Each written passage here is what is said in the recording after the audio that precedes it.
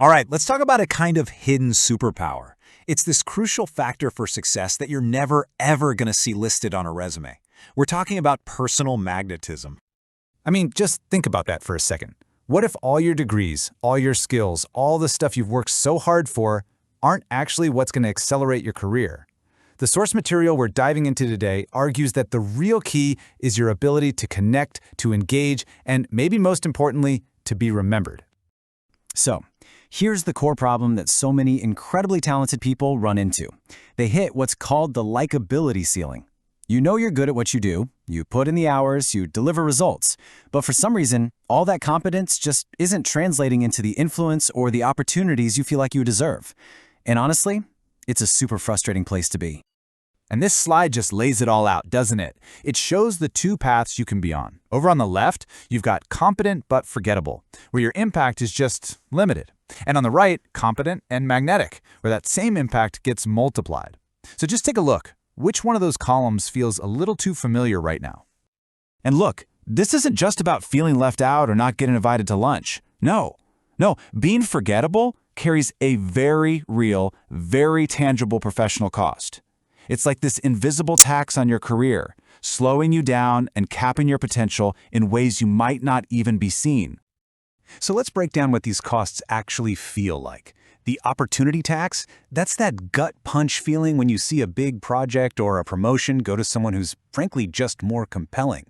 Then there's the persuasion penalty. That's the extra hour you have to spend in a meeting fighting to convince people of a great idea that really should have been a no-brainer. And network fragility, that just means your connections are kind of shallow. Sure, people will help you when it's easy, but they're not really in your corner when it counts. Okay, so we've laid out the problem, and it can feel a little bleak, right? But here's the pivot. Here's the revelation, the really good news. Charm is not some magic you're born with. It is absolutely a learnable skill, and we're going to redefine what it even means.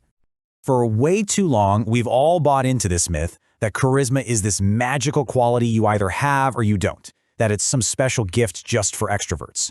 But that's just not true. It's a complete myth. Charm is a skill. And, just like any other skill, like coding or cooking or playing guitar, it can be learned, it can be practiced, and it can be mastered. And this definition right here, it's a total game changer. Charm is not about having the wittiest comeback or the best story. It's simply this: generous attention. It's about the energy you create for other people. See, it's not about you being interesting.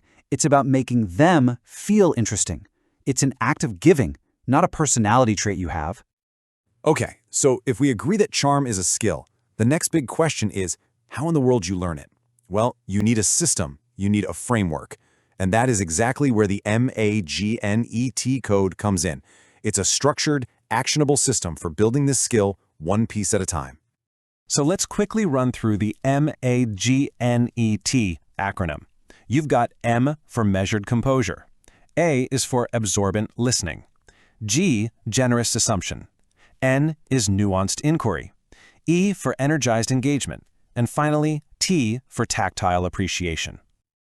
Whoa, okay, I know. That's a lot to take in all at once. So to make this something you can actually use today, we're going to do a quick deep dive. We're going to zero in on what the source material calls the most foundational pillar of them all.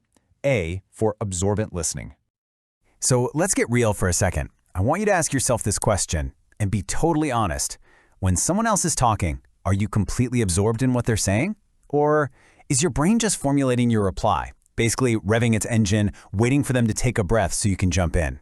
Yeah, for most of us, it's definitely the second one. Absorbent listening is the upgrade. Think of it like going from standard definition to 4K listening. It's about moving beyond just passively hearing the words and starting to actively listen for the feeling, the emotion, the real intent that's hiding behind those words.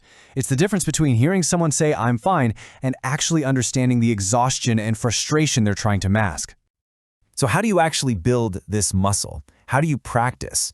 Well, the source gives us this brilliantly simple exercise. It's called the no solution conversation. And this is a super practical drill you can try out with a friend, a partner, or even a colleague, like right after this is over. The rules could not be simpler. First, your only goal, your entire mission is to understand where they're coming from. That's it. Second, and this is the hardest part for sure, your job is explicitly not to offer advice or try to fix their problem. You are forbidden from fixing.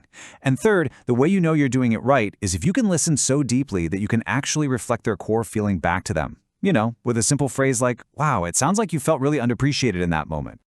All right, this brings us to what is probably the most important part of this whole explainer. Because look, knowledge is pretty useless without action, right?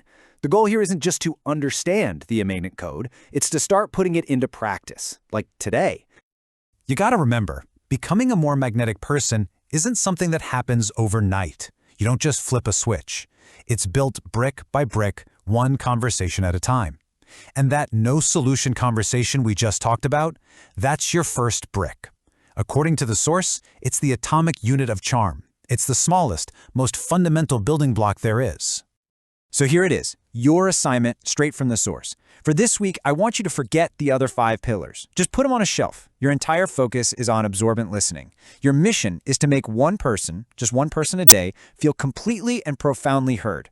Don't solve, don't interrupt, just listen. Start there. It's that simple. And just see what changes.